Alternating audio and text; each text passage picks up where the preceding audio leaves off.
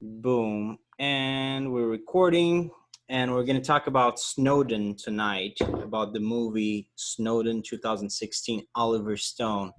So, all right. Ian, my man, and David, what did you guys think about the movie? It was perfectly fine. I think it feels like the sexy Hollywood version of all of the articles that came out as he, you know, released all of this info and the press, started publishing the story. What did you think, David? I agree, pretty much 100%. I thought I was pleasantly surprised by the fact that it was dramatized. Yeah, because you thought it was. It's a long movie too. Right? Yeah, I would be happy either way. But yeah, I liked it. There's even a surprise at the end, so watch it.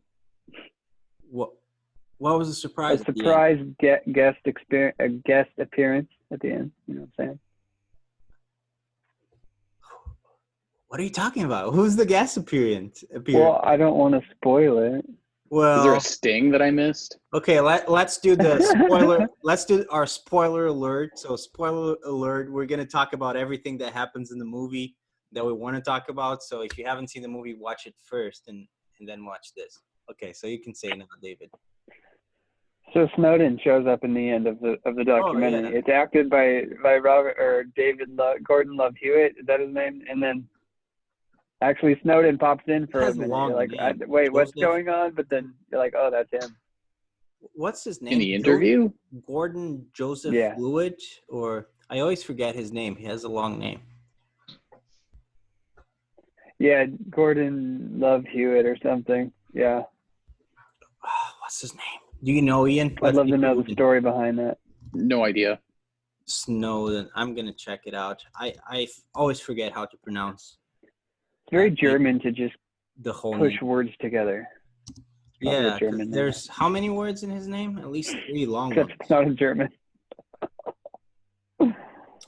What's Joseph Gordon-Levitt. It's not as bad as we thought. Well, but for some reason, it's hard to remember the whole thing. Yeah. So that's the that's the first thing I want to talk about. I mean, he looks like Edward Snowden. I was surprised, like how good. Yeah, he's definitely a dead ringer. Holy shit, man! I mean, he looked like him, and he sounded like him as well. And like the mannerisms were the same. He sounded like him. Impressed. He did the voice and the inflections and the emphasis perfectly. That was well researched. Perfect. I don't think he looks like him. That's my opinion.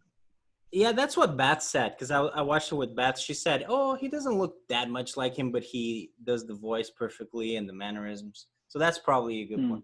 Like I thought they look pretty similar, but yeah, after seeing the real Snowden, like when I was watching him during the movie, maybe that's something that a brain does. I kind of imagine, okay, so this is Snowden, in my mind, that was exactly what the actual Snowden looked like. But then at the end, when you actually see the real Snowden, yeah, they look a little bit different. But I mean, the voice, the way he talks, the way, the mannerisms, I thought it was, I mean, it's fantastic. He did a fantastic job.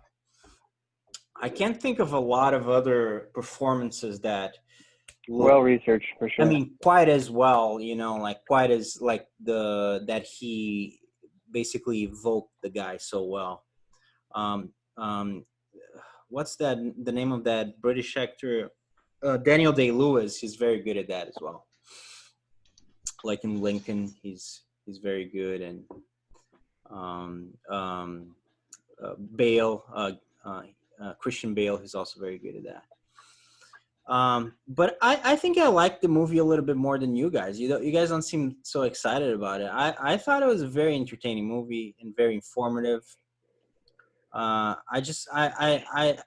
was thrilled by it. Maybe it's because I didn't remember the story as well as you guys or something, or I hadn't read so much about it. Maybe because I wasn't living in the States. at that point. So Hmm. maybe it wasn't quite as big news for me as it was for you guys. Like, what was it like? Because you guys were in the States when that happened. Like, it was huge, right? It was Yeah, enormous. I mean, I guess for the average peasant like myself, um, the news broke, and then Yeah, for other the than peasant. like Congress coming out and trying to make reform about it, nothing really happened for us, right? And I think that was what Edward Snowden said was his biggest fear, was that all of this information would come out and come to light, and nothing would change. And I guess I can't say nothing has changed because there have been reform laws passed and all of that. Practically speaking, our information is still collected just by private companies, and I feel like still not as much has been done. And like steps that would really allow for the security of American citizens' information just hasn't happened. Like Andrew Yang has proposed that digital information be considered like personal property, and none of that's really like caught traction. So, in a lot of ways, not much has happened. It's interesting. Like you're making like a very good point, and it's interesting just in regards to what you just said. At the end of the movie, spoiler alert, we hear Donald Trump talk about it, Barack Obama, Yeah, Bernie they had a couple. Sanders, Yeah, Bernie. They had a clip from Hillary during Hillary. the primaries in 2016. Yeah, and it's interesting to see like these politicians talk about, or to hear them talk about Snowden, and they basically say like exactly what you would expect from each one of them, right? I thought that was kind of funny, because Obama and Hillary are like the mainstream, and kind of like detached, and then you have Trump saying something outrageous like, I don't remember the exact words, but Execution. yeah, something about execution. So, and then you have Bernie Sanders saying, "Oh yeah, this is actually very Yeah, I mean, I relevant," think and he's bringing. Bernie's words were, Edward Snowden has played a very important role in starting the conversation on Exactly. how the American people's civil liberties have been undermined. Exactly. Right, like So, every politician responded 100% on brand for themselves, yeah, 100%. and I feel like although this was like big information, it didn't flip anybody, right? There aren't like liberals that are saying, oh well, the NSA needs to have this information, and there aren't conservatives saying really calling for reform either. Everybody just kind of took the most predictable stance, So and is this an is nothing much happened because they all said, well, there's nothing we're going to be able to do here, and it just becomes like another stalemate topic as far as American politics are concerned, so do you at least in think my this is opinion. this is just another topic that is basically right left divide, and people stay in their trenches, and uh, nothing, no possible dialogue, no, or no meaningful dialogue is possible. Yeah, I think that's how it gets treated. um, I think the topic is of much greater concern than that, right? And like every politician who has a subversive opinion on it is one that is just kind of niche, or closer towards the extremes, or closer towards a pole on the spectrum of their party. So like Andrew Yang again comes to mind, Bernie, right? Like anybody who wants to talk about like freedom of information or net neutrality, like these are all sister topics, and they're all topics that people shrug off as being topics for tomorrow, for the age of tomorrow, and they're kind of not.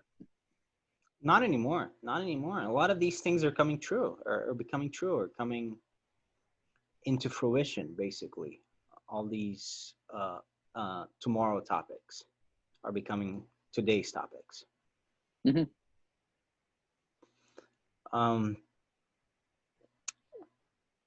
what? So Andrew Yang said something about Snowden, or just Um, about the I'm sure he's corporation in talked about general? Snowden, but I was more talking about how Andrew Yang's stance is Yeah. on digital information in general. Hmm. Let me see if I can't pull anything up Yeah, I mean, man, from a quick Google search. those are, Yeah, Sanders, Yang, those are the guys that have some good ideas, really.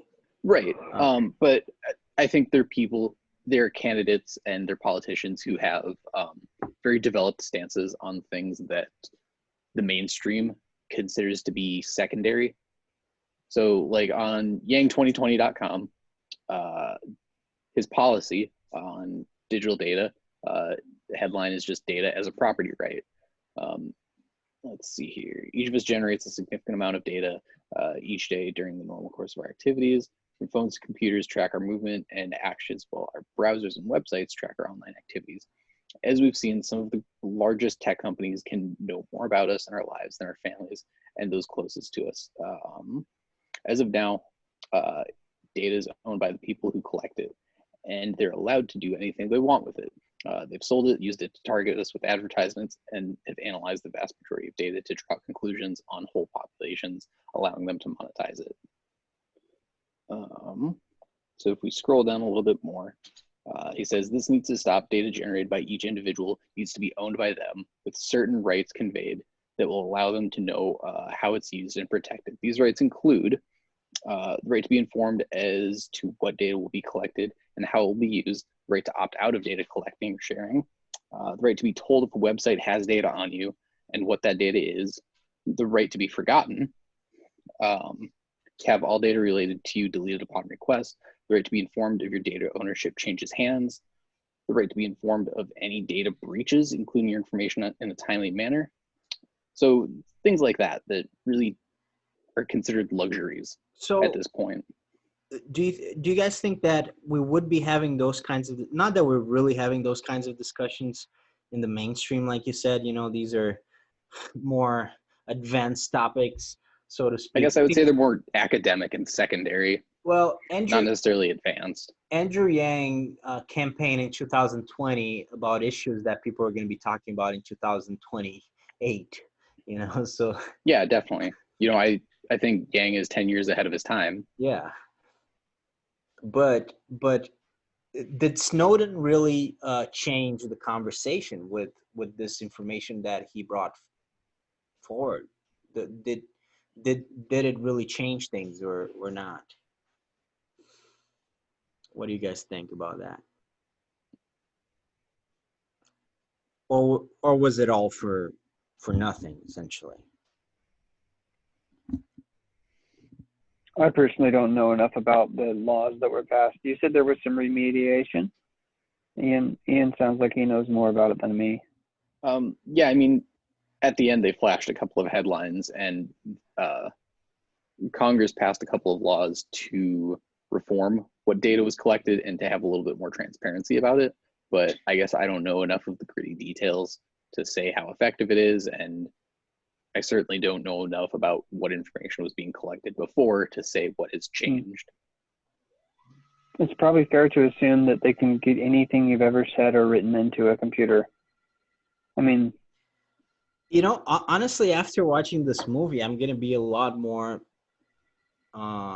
concerned, or like Snowden in the movie, when he realizes that everyone is being watched, he starts developing a phobia of cameras and computers, and I think I'm gonna be a lot more paranoid about people looking at me and watching me, when I'm using my computer, when they're pointing cameras at me. And right now, we're always in front of some sort of camera, right? yeah. My home computer doesn't have a webcam plugged in or a mic plugged in. So that's kind of a way to know that there's absolutely no way.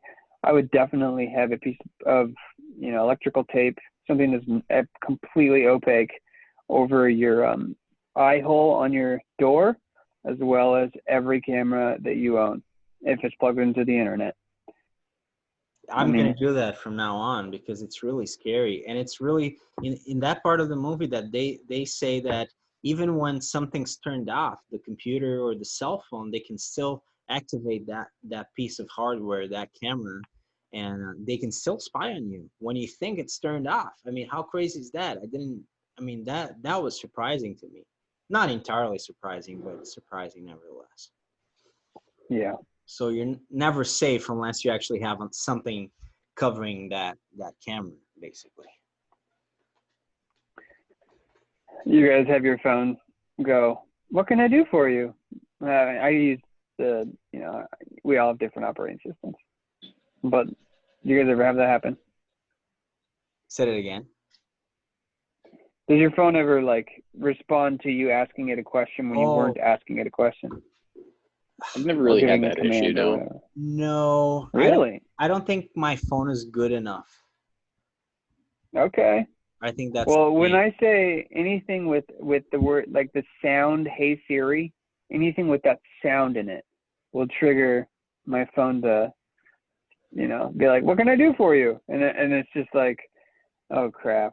But I will tell you that thing in particular hasn't happened, but something similar has happened and creepier. And actually, a friend of mine brought that to my attention a couple weeks ago, or maybe a month ago, something like that. And he said, "Hey, I was talking the other day. I was talking to my friend at home. We were talking about something, and then I realized that when I turned on my computer, or was it his phone, one of the two, I think it was his phone. He looked something up on his phone, but something related to the topic he was just talking about came up on his phone." And I was like, "No, you're crazy. That's, I think you're just being paranoid." But then I noticed something similar happening to me as well afterwards. So I think pay attention to that, because I think phones and computers, especially phones, they're starting to I think there is something going on that they kind of capture your voice, and I think that translates to the stuff that you then see on the phone, because that all goes into the data that the phone is capturing, even if it's I mean, spoken. A lot of people have reported anecdotal evidence of that, and a lot of the similarities people have brought up, I find to be very prone to faulty causal relationships.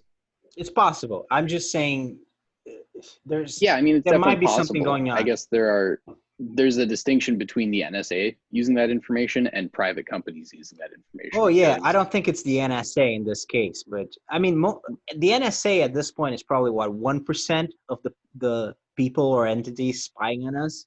I mean, most of it is they want to make a profit. They want to influence our buying habits to buy their product.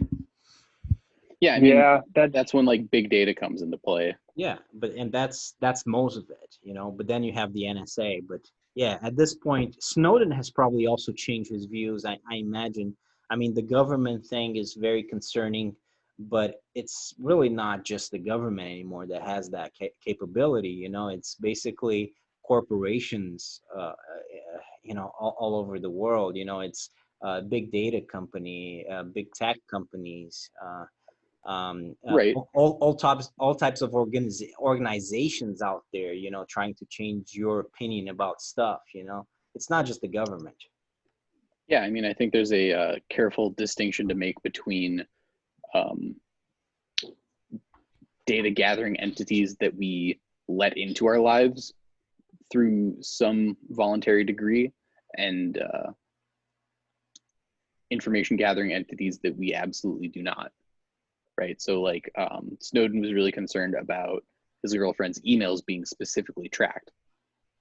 Right. Her emails being tracked is something completely different than Google gathering telemetry based on ads that you look at, things that you click through, search history, and all of that good stuff. Yeah, I mean, absolutely. Wait, how did telemetry come into it?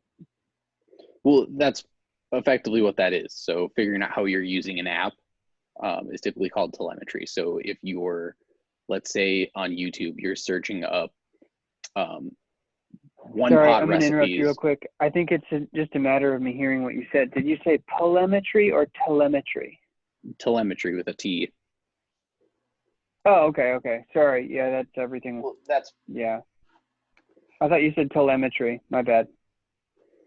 but anyways, so like if you're searching, one pot recipes for weeknight meals, then that alone, Google can infer a good chunk of information about you.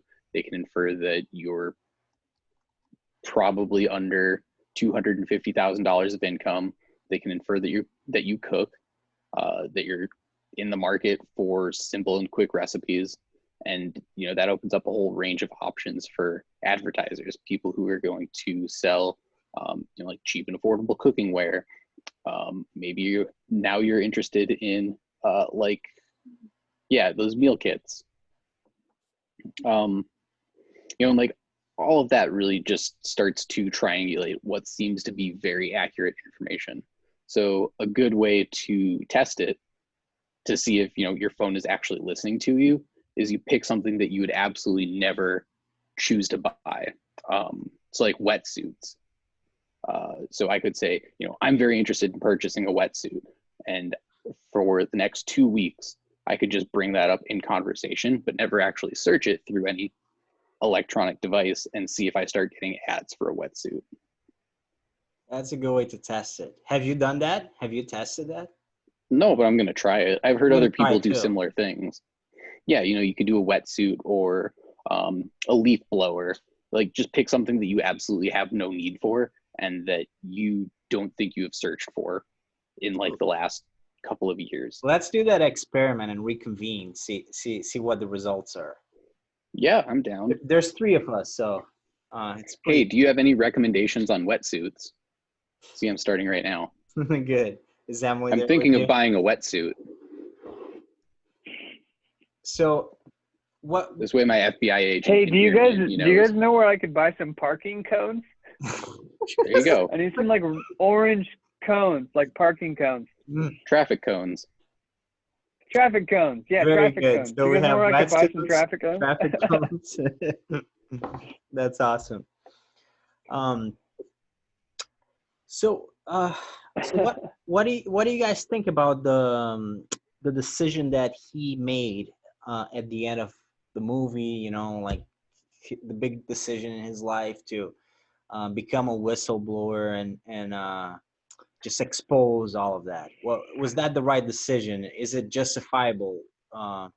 Is he the hero in the story, like he is portrayed in the movie, or is he the villain in the story? That's one of the big questions, right? Yeah, I definitely think he's portrayed as the hero, right? That's how the movie Yeah, makes I him out mean, to be. yeah, and it's also a movie by Oliver Stone. So Oliver Stone is, um, there's a documentary on Netflix. I don't think it was originally made for Netflix, but it's on Netflix. It's a very good documentary. It's called something like The Secret History of the United States. I can Google it Yeah, here. that's a good one. Oliver Stone. Oh, yeah, it's the same guy. That was a really good show. Yeah, Really, right. really That's a very good interesting show. approach to American history. So The alternative view that you didn't get in school. right. So what is the name of it? Is it The Secret History of the United States? That's what, I mean, that worked in my mind, No, mimetically, I The guess. Untold History of the United States.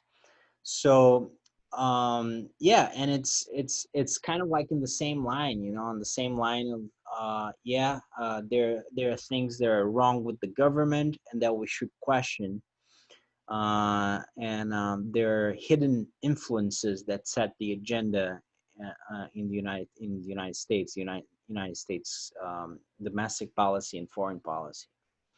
Mm-hmm. So it's very much in the same line. And I mean, I don't know what you guys think. If he was right in doing what he did, or if he was not right, and it's not necessarily something that is just an American story. I mean, this is the story of our time.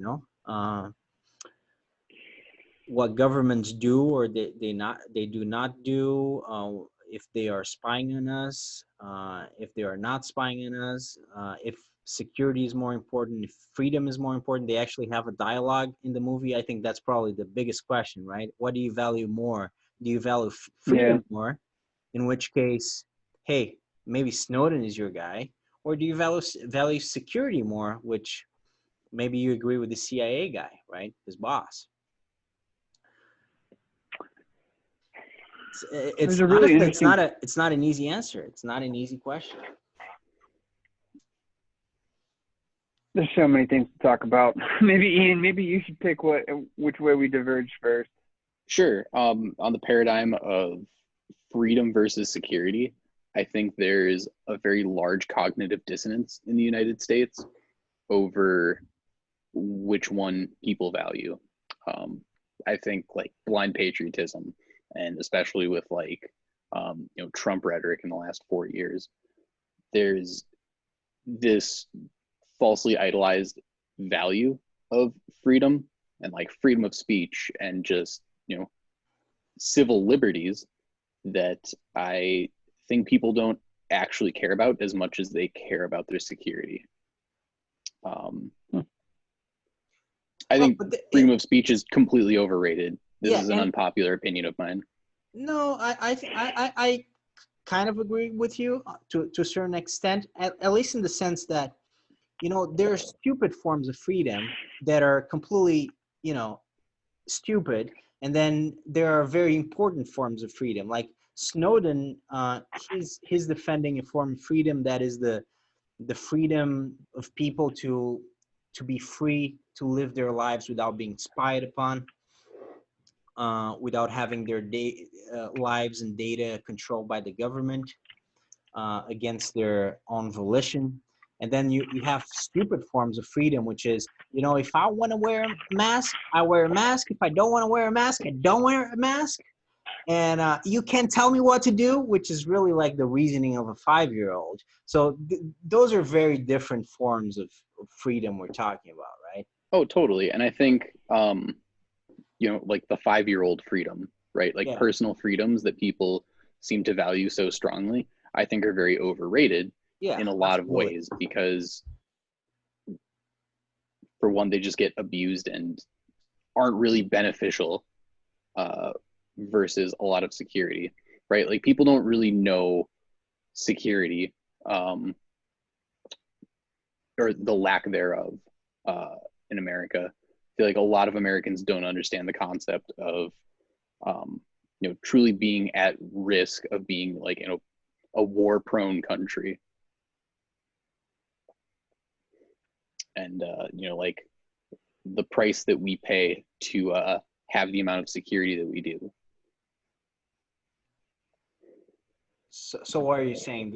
That maybe we should value security more than freedom, or at least there's a balancing act there? I mean, I guess it's Schrodinger's value. We should value it, and yet we shouldn't. So we don't need to value it because we already have it. Okay. And I think that's something that we very much take for granted. So in order to properly acknowledge it, I think it requires a little bit more valuing of said freedom. Does that make sense? Yeah. What do you think, David? Well, if you're not secure, then you're not free, right? Like, I mean, if there's nothing at home that's secure, I mean, if you can't celebrate your freedom, of course you want to be secure. You need to be safe. And I think the line in the movie that really hit the nail on the head for me was like, he's like talking to the creepy old, Republican politician, probably was what they were going for there. And he's like, yeah, well, the people want security. They're paying for it with something, like there comes a cost. And obviously the moral question is, do the politicians have the right to take that out of our hands? Was that what the boss when he's talking to his boss? Is that where? Yeah. The big CIA big wig. Okay, maybe it was the Republican politician. Yeah, no, I think that was the CIA The guy. CIA CIA big wig. boss. My bad. Which, I mean, I got that vibe though. It was that yeah, vibe. yeah, the same vibe. But yeah, I think he was the CIA boss, or one of the bosses, one of the higher ups. He was the guy that hired him, I think, in the movie. I'm sure the movie took a lot of artistic liberty with a bunch of things. Like there's that scene in which he's talking to that same guy, and that same guy is appearing like in this big 1984 Big Brother screen. And I just think Right. in real life that would have been a Skype call on a computer probably. But in the movie, it's like a Big Brother scene, 1984 style. They definitely dramatized it. I'm glad they did. I think that those little, It's I more think interesting. the little flares that they throw in there, yeah, it makes it fun to watch. Yeah. But yeah, there's absolutely. probably a lot of tiny little inaccuracies. Like when he dropped the Yeah. SD card on the carpet, and his buddy like stepped on it. I was like, that probably never happened. And but then it's made cool. fun of the boss, saying that he was Captain America. Yeah. Which is probably a much more timely thing now, now that Captain America has blown up in popularity with the Marvel movies. Back then, 2013, people knew who Captain America was, but I don't think they would have referenced him. Sure. Or the the cube thing. Oh, is that Chris Evans? Yeah, because he looks like Captain America in the movie. At least, that's why. Yeah, a little bit. Yeah, but anyways, the cube as well. That scene where he actually gets the data out. With the cube, that he throws the cube to the security guard, and it's like this crazy heist scene. I don't know. I don't think that kind of stuff happens in real life. Weird stuff happens in real life, but it's a different kind of weird. It's not really the same as movies. I think he probably got the data out some other way.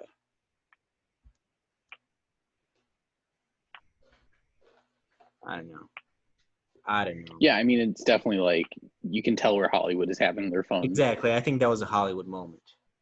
Oh, totally.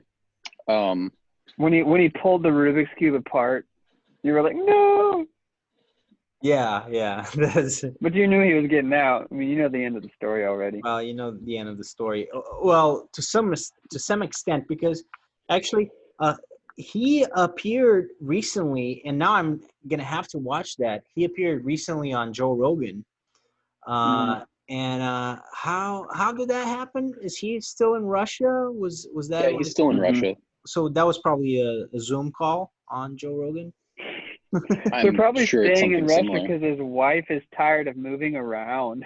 Yeah, man, that poor woman. He's probably like, let's go back to Maryland, and she's like, no. No, I'm not moving anywhere anymore. Yeah, this is Well, enough. he's in I have Russia because he friends in can't get Moscow extradited. now.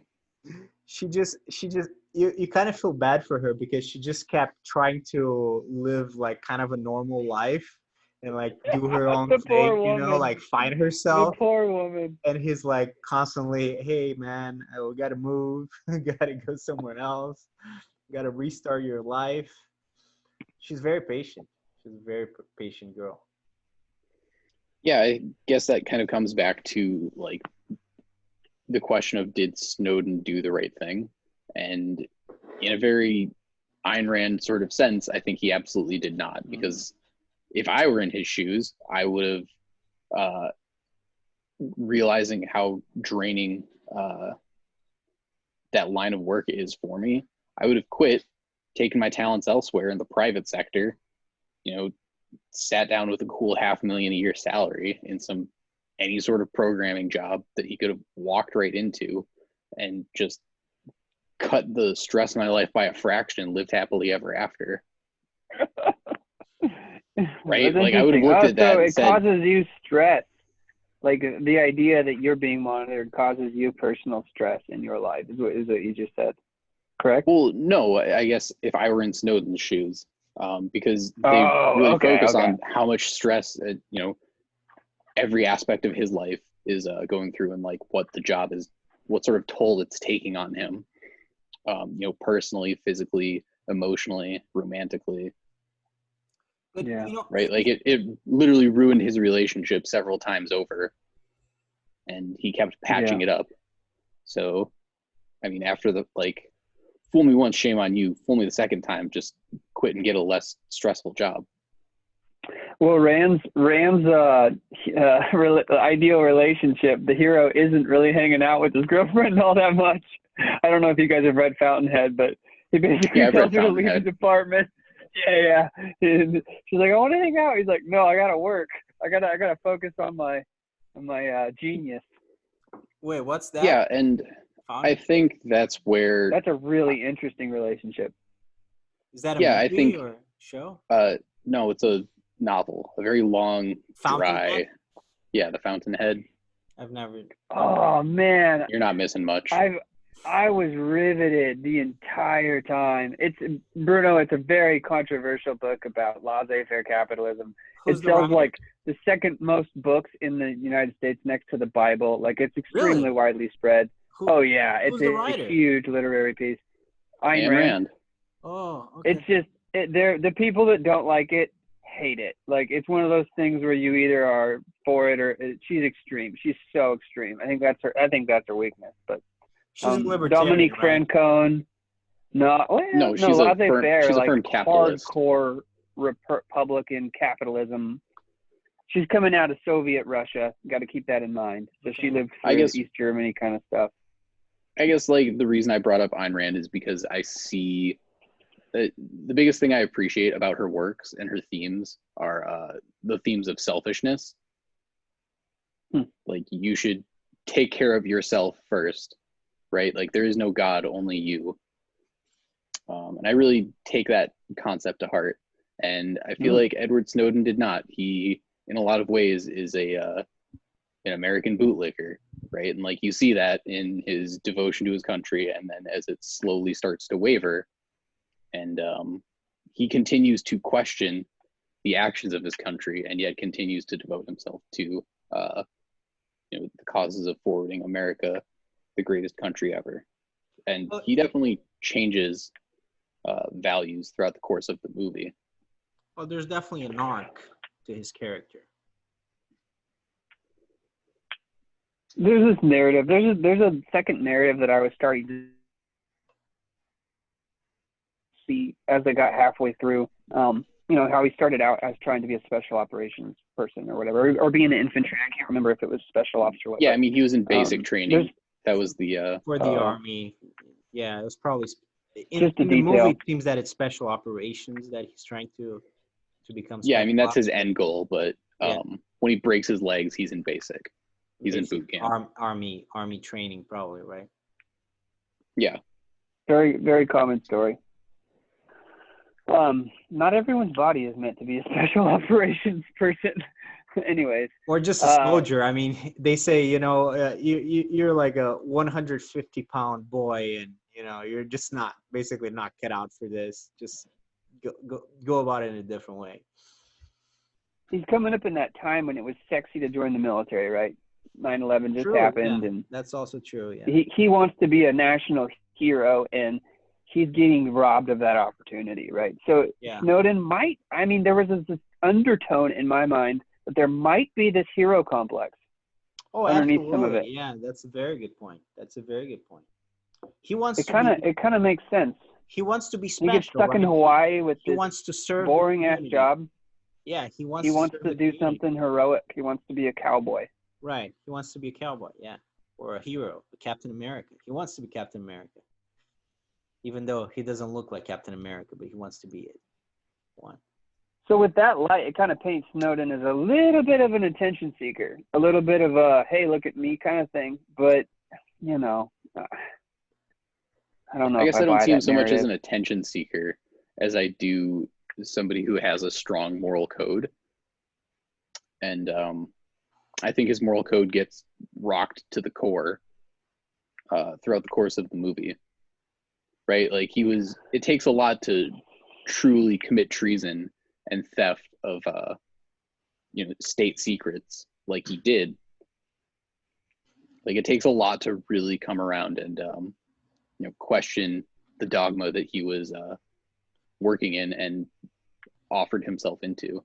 And the movie does a fairly good job at explaining that. You know, the whole movie, they're setting up, they're trying to explain to us how he went from being this guy, this Republican leaning guy who wants to be in the army, who wants to be serving his country in a patriotic manner, and he has these very linear views that the government is right, that his country is right, that the commander in chief is right, Bush at the time.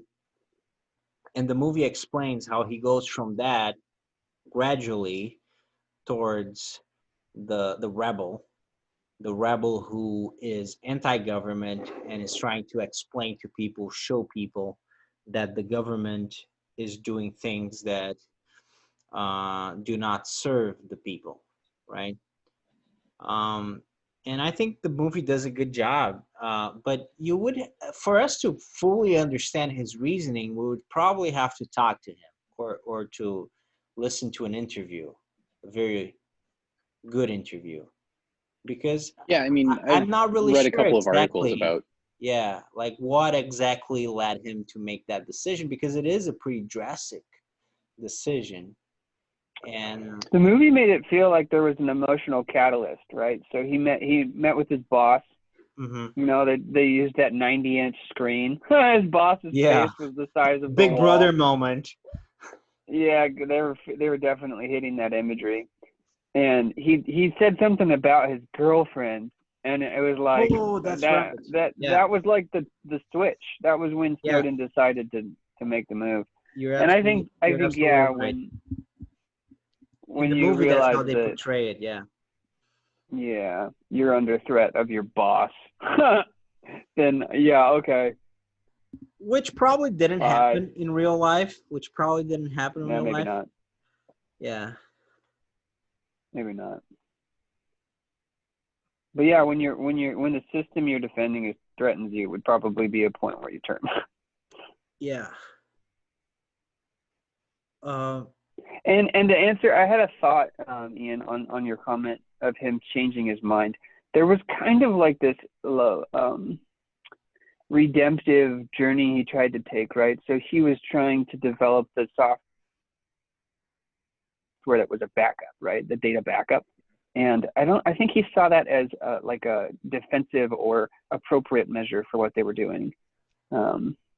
Obviously, it got catalyzed into something aggressive and potential. I don't know if I even agree with that, but it was a thought. I wanted to put it out there. Yeah, I think it shows. I think the focus on growth over time really provides a lot of sympathetic fuel for the viewer to put themselves in his shoes, right? Because he finds out that the software he originally wrote as a systems backup to protect state secrets ends up becoming a utility used to wage drone wars in the Middle East. And he starts asking questions that show he's very skeptical, because they said that they're tracking these targets based on cell phones and SIM numbers. And his question was, well, how do you know that the bad guy phone is with the bad guy person? And they're like, we don't. Like they just they passed it off to like other intelligence. So like we assume it is. So you can see that he's really starting to question the system and question the machine as it runs. And I think that happens over time. Like when he's with his girlfriend and the 2008 election is going on where Obama's winning and he wins Florida. They're talking about that.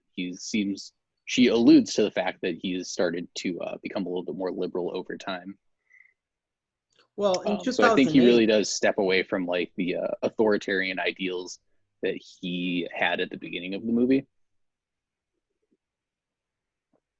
yeah, I mean, I think Oliver Stone as a director and I'm sure he's a Democrat and anti-Republican, judging by his work. I mean, I'm sure he wanted to throw in a little bit of, hey, he's turning into one of us. He's seeing the light. So, and that scene kind of, it's the culmination of that when he cheers for Obama. He even says he better win, so he turns into a full Democrat at that point.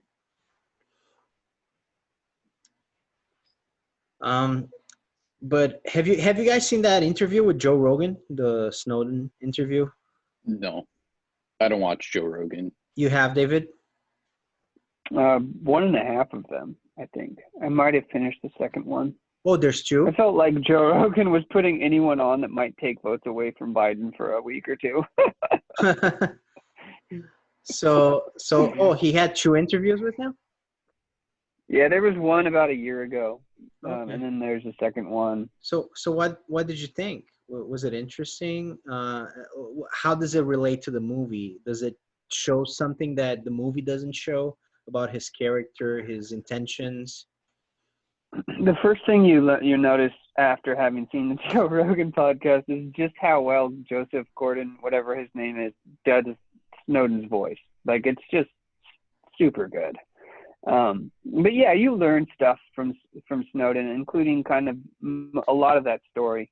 I think he starts in Hawaii though on the Joe Rogan podcast, so you get a lot more background from this movie, and just kind of tells his story and what life's like in Moscow, and explains kind of how your cell phone is being used to track you right now.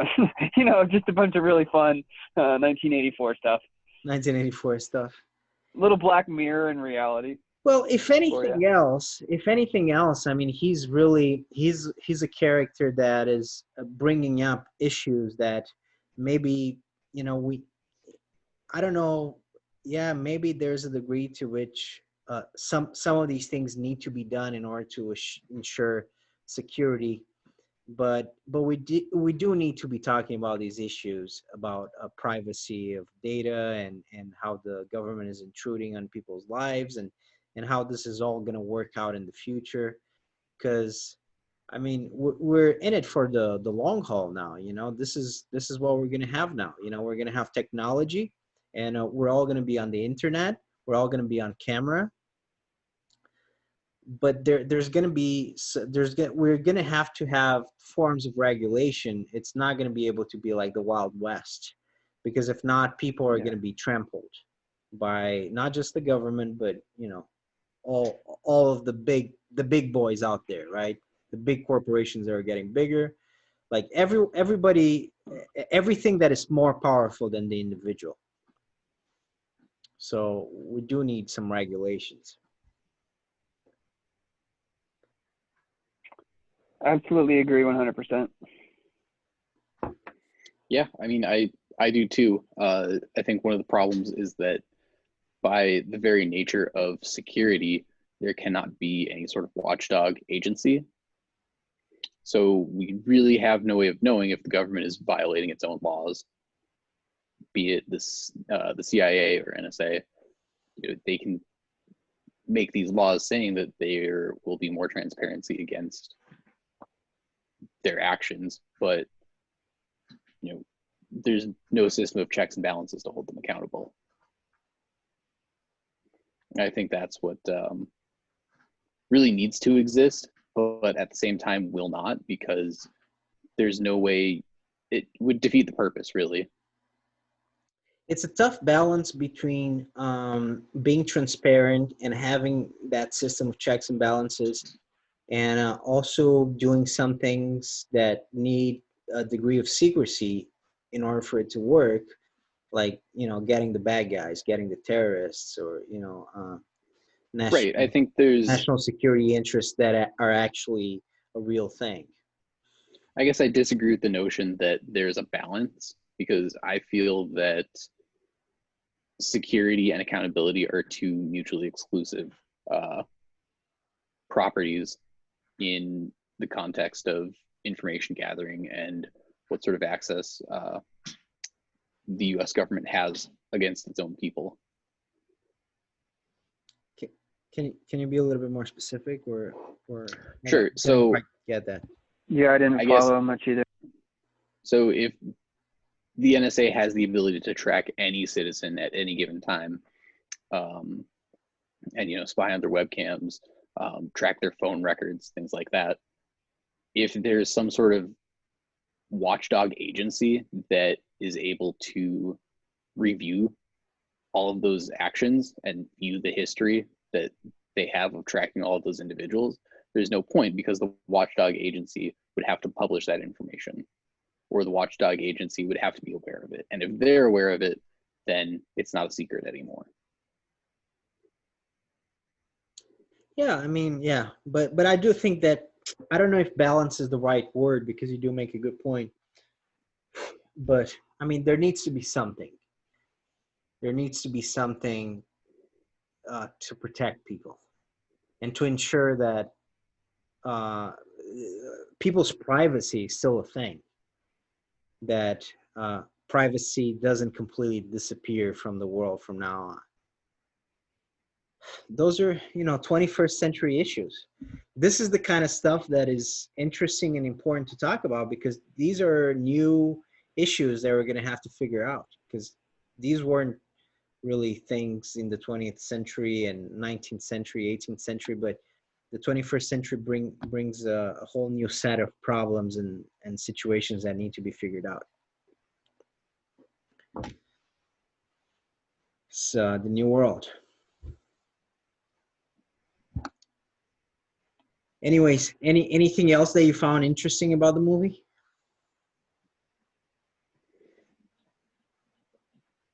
On the whole, I would give it a solid C.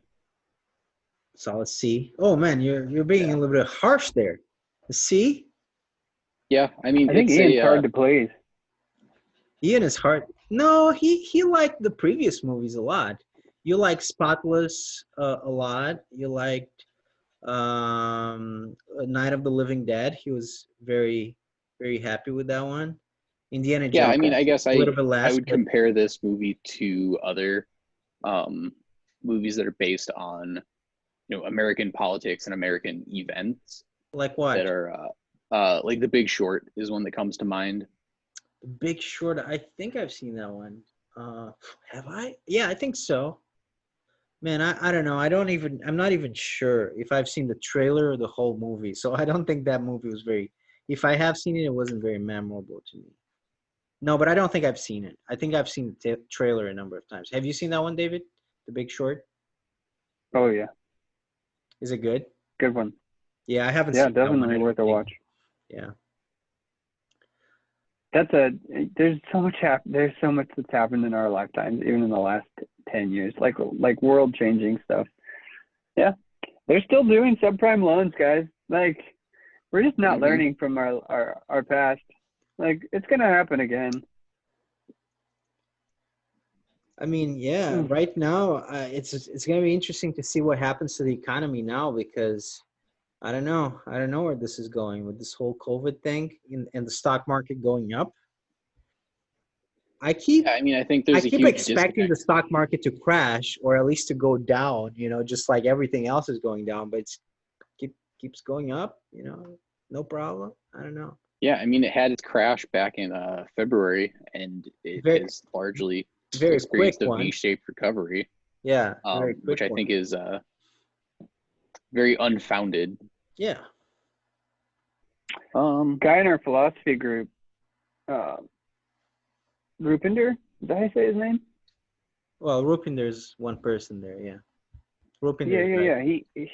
He brought up the fact that GDP is probably a better metric for economic health. The stock market is not the economy, so you can't conflate the two, no matter what Trump says. Yeah, I agree. Right, like the stock market is rich people's pocketbooks. The economy is poor people's pocketbooks. Yeah, I mean, yeah. It's fair to say. The French Revolution happened because they couldn't buy bread. And you can go to the grocery store and put, the amount of change you get from the cans in your trash can and buy a loaf of bread. The powerful people,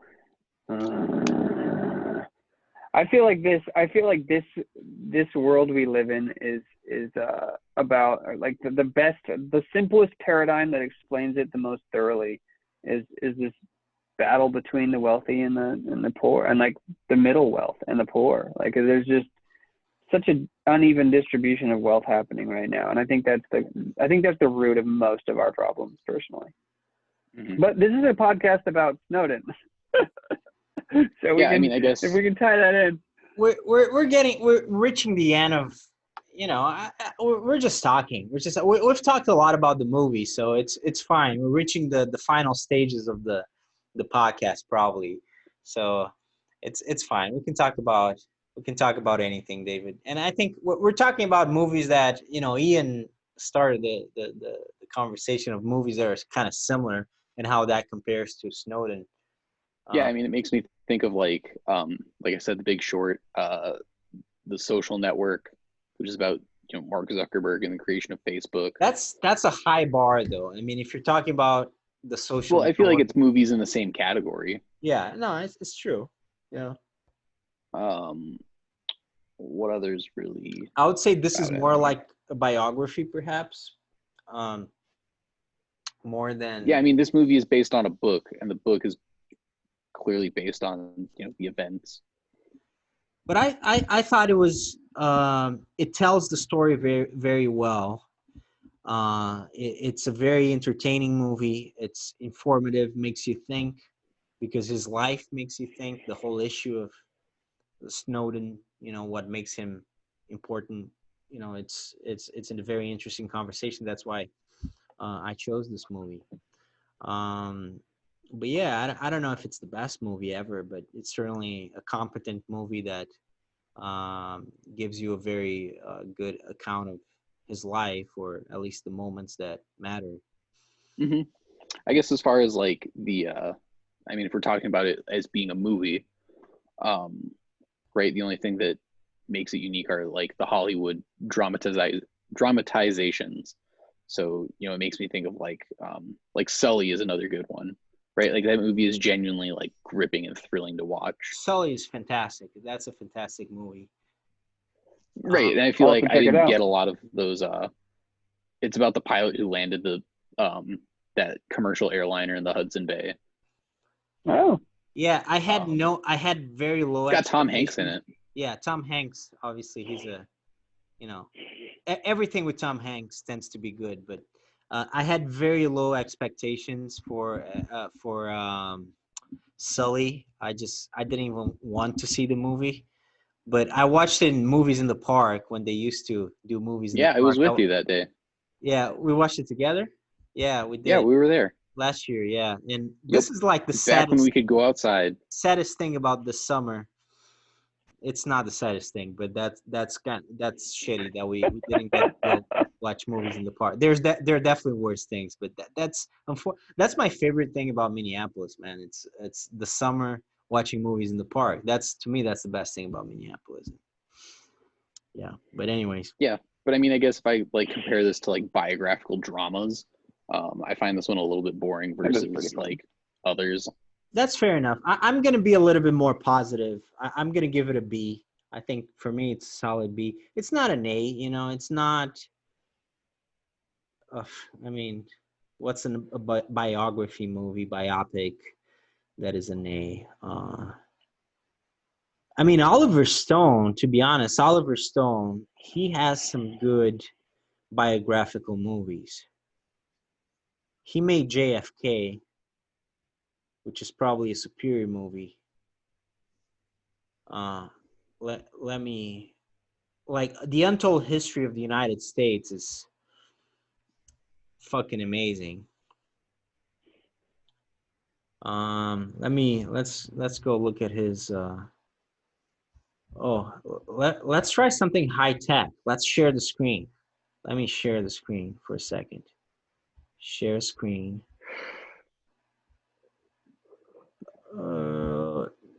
That I don't know what I'm doing here.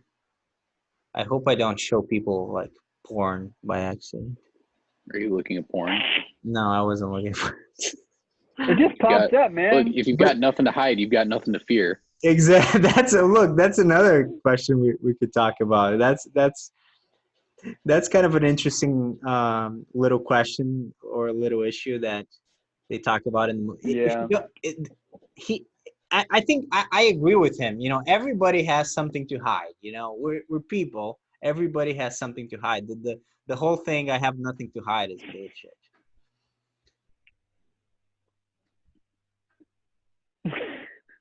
So this is Oliver Stone, his filmography. JFK. Have you guys seen that one? That is a very good biopic. He did Nixon. I don't think I've seen that one. He likes talking about presidents and politics. World Trade Center W, which was I thought you were about. going to share your screen. I'm not sharing my screen. Nope. I can see it. I can see the screen. Oh, hold on. There we go. Now I can see you. So Snowden, White Lies. I don't know what that one is going to be about. Any Given Sunday is an American football movie. Have you guys seen that one? That is a very good sports movie. Platoon, Wall Street, Born on the 4th of July. But yeah, I mean, he has some good biopics about presidents. Yeah, so I mean, I thought it was definitely at least a B. How would you rate it, David? Yeah, we're gonna give it a B, B plus for the historical nature of it, and the surprise Snowden appearance in the end. Yeah, that was a kind of a cool touch. But I wasn't Yeah, it's moved. a C from me, dog. Eternal Sunshine of the Spotless Mind has a poetry to it. It had poetry in it, you know. Well, like, I mean awesome. that's definitely a more interesting movie, but I don't I know. don't know if I gave it an A, but I'll give it an A now. My problem now is that Snowden got I a B don't know plus. how to go back to where we were before. This is me being technologically inept. You click stop sharing. Yeah, there you go. I just didn't want to mess up the recording with my inept skills or lack of skills. What's on the menu for next week? For next week, I don't know. We're gonna end the podcast and maybe we can have a discussion about what we want to talk about next week, what we want to watch next week. All right. Or I don't know. Should we? I thought it'd be fun to give the viewers a little tease. Yeah, let's give. There's going to be lots of viewers on this podcast. Insight into our minds. Yeah. So I don't know. What do you guys? I mean, I have lots of movies that I really want to talk about eventually, and I just I mean, I don't know what next. We can talk about next week, but look, I would say. I don't know if next week there are definitely movies that we need to cover at some point. The Matrix, Fight Club, V for Vendetta. I'm down to do The Matrix. Yeah, we can do all three movies. We can do the whole trilogy. The whole trilogy. I've watched the trilogy recently, but I'll watch it again. I can watch. I've seen The Matrix probably 20 times. It's so good. The Dark Knight trilogy, fantastic. Captain Fantastic, which is a fantastic movie that I watched this year. I would watch it again with Viggo Mortensen. 25th Hour, Edward Norton. American History X, Edward Norton. Yeah. Okay. Scent of a Woman, fantastic, Al Pacino. These are some of the movies that we got to do at some point. For me. Can we throw in some emerging, like fresh indie films? Of course, man. We can do whatever you guys want to do. We'll do it, man. If we do one a week, we can do a lot of movies. We can do. Yeah, we can. We really can. We can do a shitload of movies. Like one a week for the next 50 years, man. How many movies are those? I was going through the top 100 classics at one point. That was fun because, I mean, you know, you get to see all the first times they did all the tropes you've seen forever. You know, those are fun. 100 class. What do you mean by that? Like there's lists all over the internet of the best movies, Oh, The okay. top The 100 history of movies of all movies. Top time. 100. I have my top 100 somewhere. I did that. I think Citizen Kane is at the top for Yeah. Yeah. for like IMDb's most popular movie of all time, Honestly, I best think movie of all time. that movie is super boring. I have no idea why people like Yeah. that movie. It is a Never seen shitty. it, so It is a shitty movie. Like it was. I'm sure it was very good at some point. I'm sure it was It's the fantastic at best some movie point. that's ever been made, Bruno. By You're 2020 crazy. standards, it's shit, man. It's so boring. It's Well, hard to that's get it. through That's that thing. it. It set like the wipes and all the different videography. It was all new. Nobody had ever seen it before. You've seen it 1,000 times. Because that's Exactly. what makes it classic. Is it brought in all the new tech. It brought in all the new ideas.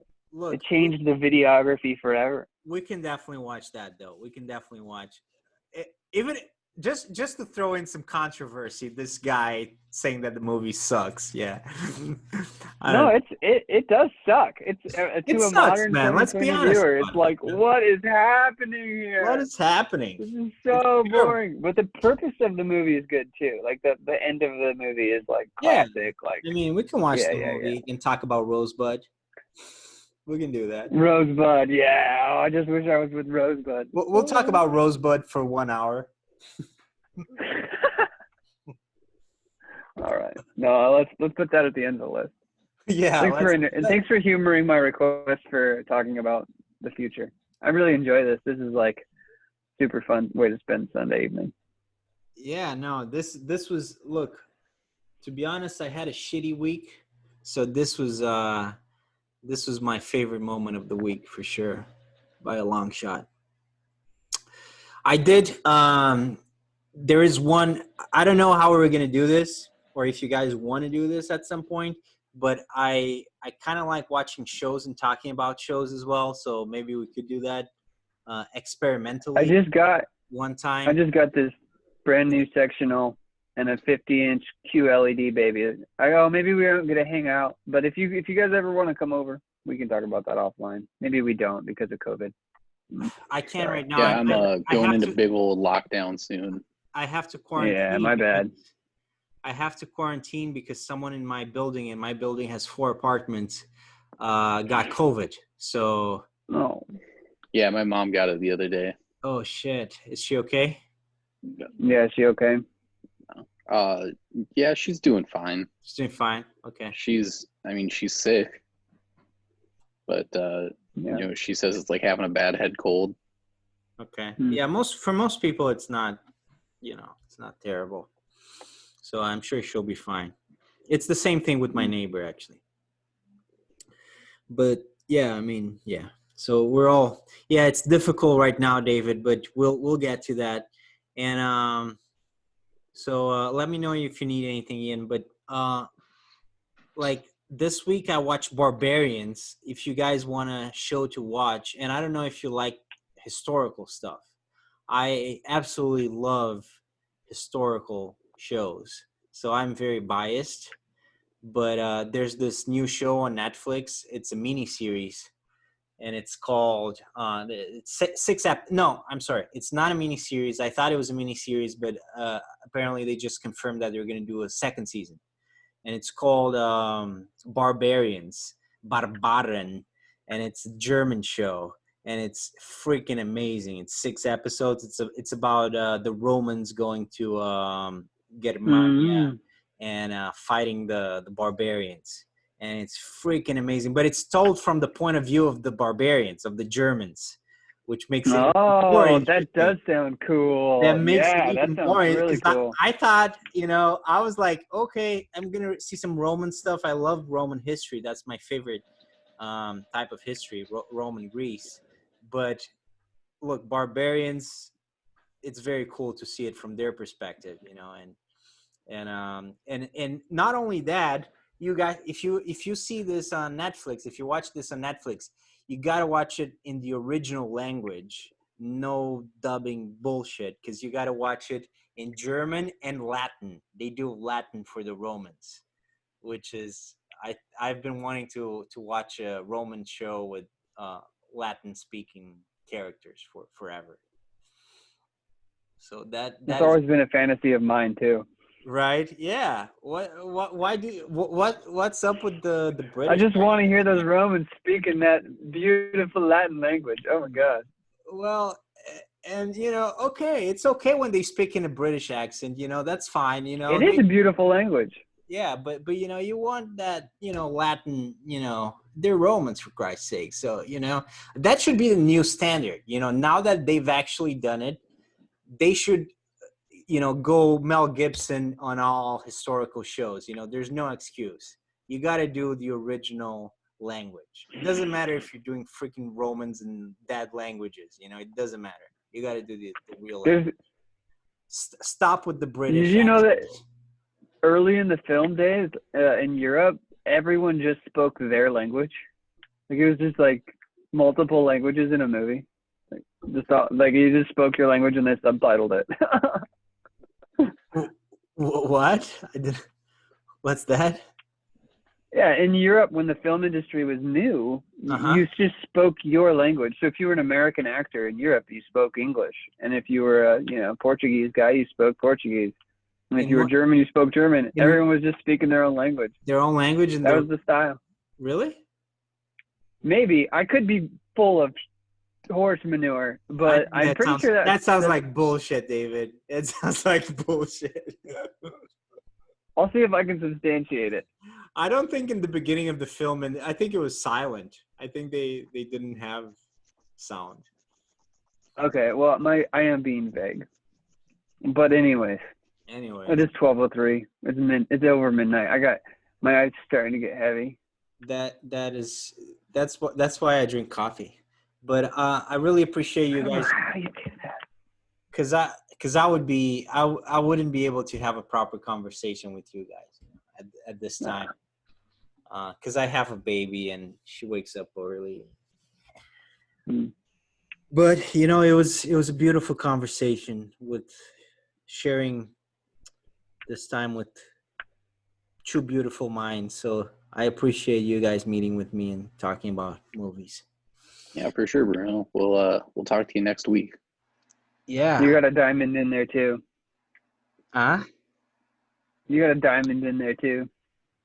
All right. So, okay, that's it for our recording. I'm going to stop recording. Thanks for watching.